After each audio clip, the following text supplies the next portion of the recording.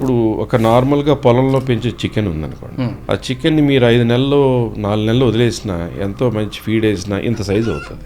మా చిన్నప్పుడు అదే లెగ్ పీస్ ఇంత లావు ఉండి ఇంత పొడుగుండేది. ఇప్పుడు అదే లెగ్ పీస్ ఇంత లావు వచ్చి ఇంత ఉండేది. ఏం వేస్తే ఆ గ్రోత్ హార్మోన్స్ లాంటివి ఏం వేస్తే అంత మస్కులర్ వచ్చేస్తుంది. అంటే రకరకాల చెడు, అది వెజిటేబుల్స్లో ఇంజెక్ట్ చేసినవి అవ్వచ్చు, ఇవి నాన్ వెజ్లో ఇంజెక్ట్ చేసిన అవి కుక్ చేసి ఆ విషయాన్ని మనం తింటుంటే ఆడపిల్లలకేమో పిసిఓడి, మీసాలు గడ్డ పెరుగుతాయి, లావ్ అయిపోవడం, ఇక్కడ నల్లగా రావడం, ఇక్కడ పిగ్మెంటేషన్ రావడం, మంత్లీ సైకిల్స్ సరిగ్గా రాకపోవడం, పిల్లలు పుట్టడానికి ఇబ్బంది పడి క్యాన్సర్లు పెరిగిపోవడం, మగవాళ్ళకేమో తొందరగా బట్టతల్లు వచ్చేయడం, లేదా రగ్గడ్ స్కిన్స్ రావడం, లేదా థైరాయిడ్ రావడం.